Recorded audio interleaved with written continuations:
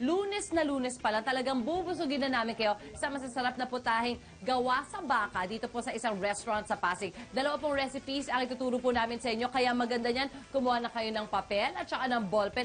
Holiday naman today, katulad ng sinabi nyo, kaya meron pang chance para maipaghanda nyo ang inyong pamilya. Ngayong umaga makakasama natin si Chef Jerome. Hi Chef Jerome, good morning. Good morning. Ano lulutuin mo ngayon? Beef puchero po. Beef pochero. Ano na yung ginawa mo so far? So, ginisa ko lang po yung mga sofritos natin, which is yung sibuyas saka bawang. Yan. Next po natin is yung beef. Yun, ang beef malambot na. Opo, malapit po. Pinakuluan na po namin siya. Gaano katagal pinakuluan yan? 2 to 3 hours po na, Stove top yan. Opo, tapos sa slow fire. Slow fire. Ano yung bakit kasi akala ko ulam na siya dahil meron siya mga patatas, ganyan. Bali, yun po yung secret namin. Bali, lahat po nung namin, yung mga pinagbalatan po ng mga vegetables. Lalagay po namin sa soup stock namin para medyo mas malasa po yung beef. Nakakadagdag na siya Opo. doon sa flavor niya. So, 2 to 3 hours slow fire, tapos sinasama ni pinagbata. Siya nga naman, gagamitin din naman yung patatas, tsaka carrots, no? So, pwede na zero waste ipangtulo. po ang mangyayari. Tama, actually. So, ngayon napalambot na siya. Anong putol nga pala ng baka yan? Ang ginagamit po namin is chop po, para medyo may Litid. equal po yung litid, yung fat, saka yung pinaka-beef. Yun. Kasi parang pag puro laman siya, matigas din medyo siya. saka, Oo. Ayan, boring. ano ang next natin dyan? Tapos po, isasunod po natin yung sauce, which is yung tomato paste, Tomato paste. tomato sauce po. Bakit magkaiba pa yung paste sa sauce? Bali po yung yung paste is parang mas intense po yung flavor niya na tomato. Oh.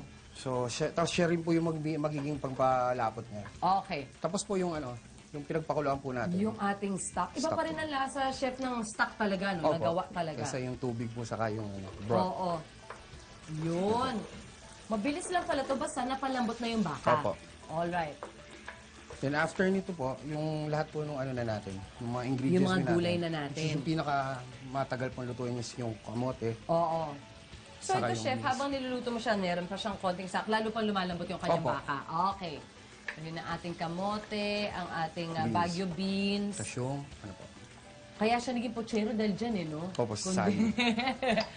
Kundi parang apritada caldereta siya. Hindi, Opo. caldereta naman, may naman, liver spread. Ano yung huli nilagay mo? Ayun, bell bell pepper peppers. Yum. So medyo manamis na malinam na. Yun yung part na hindi natin lahat magagawa. Yung pag ganun-ganun nung kanyang pan. Ayan. Tapos So, syempre, ang ay, may asukal. para po mabalance lang po yung sweetness niya, saka yung saltiness niya. Kasi maasim pag puro tomato paste, tomato sauce, kaya tama nga naman. Actually, most Filipinos nga naglalagay ng kahit kaprasong asukal kasi nga parang mabalanse. Tapos po, pepper po. Pepper, pamintang durog, pampasarap.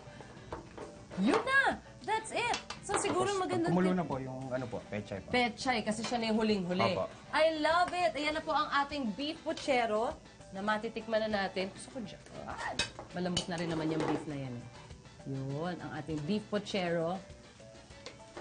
Titikman natin habang ire-ready naman ni Chef ang ating susunod na putahe. Ay, ang lambot!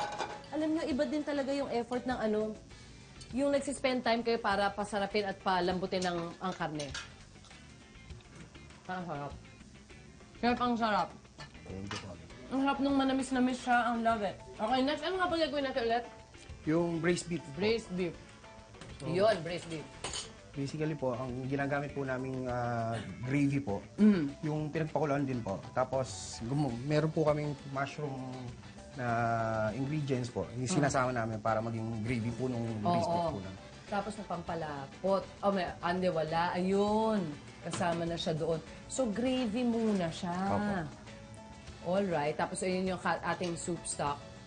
Maganda yung braised beef kasi mamaya pag nakita nyo, papakita namin yung finished product sa inyo. Parang lengwa yung dating niya. Opo. Ang lakas makasosyal, di ba?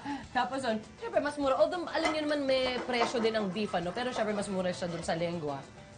Yun. Tapos, papainitin Tapos yung natin. po natin, yung carrots po saka patatas po, ipipriko ko pa natin, ibablanch na natin sa para medyo hindi po siya... Matagal masyado Opo. maluto. Okay. Tapos, lalagay na namin ang aming patatas na medyo namin, pinakuluan ng very, very light. Yun. Tapos, okay.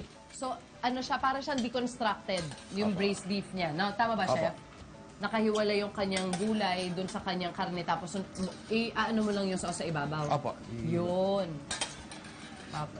So, ganun din ba, same din yung putol ng meat na ginamit mo? Opo, same yung lang po. chop din siya, pero slice. Opo, pali medyo thin slice lang po. Thin slice. Oh, akala, so kung maganda bang tip, Chef, dun sa mga nanay natin dyan, pag weekend, magpakulo na sila ng marami nung chok. Opo. Tapos iba-iba na yung ibang cut sauce. lang saka iba. Look at that! O yan, ilalagay na natin ang sauce sa ating braised beef. It's gravy. Tapos may gulay. Tapos sinlice yung pinalambot natin kanina na karne. And that's it, pansit. Ah, well, hindi pansit. That's it, braised beef. Ano yan, Chef? Black olives po. Black. Sabi sa inyo parang lingwe, pero di kasing mahal. Tapos yun yung ating green beans, Baguio Opo, beans. na blanch lang po sa oil. Binlanch din. So, any gulay that you have, I mean, I guess if you have broccoli or whatever, kung ano meron ka dyan, Chef, no, yung ano na. Titikman na natin ating braised beef. Siyempre, ang labanan dito, yung kanyang gravy. Yun yung naiba sa kanya dun sa kinain natin kanina eh, na putsero. Masarap din. Masarap din. Tastes so Spanish, Chef. Thank you po. Thank you so much, Chef Jerome.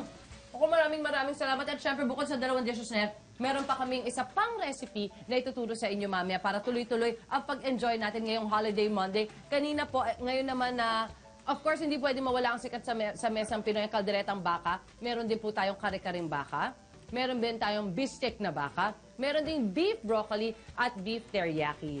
Yan po yung mga offerings nila dito at mga pwede nating gawing dishes sa ating meat. At syempre mga kapuso, abangan niyo po ang pagbabalik namin. One more recipe para po sa inyong lahat. Dito po sa Pambansang Morning Show kung saan laging una ka, unang hirit.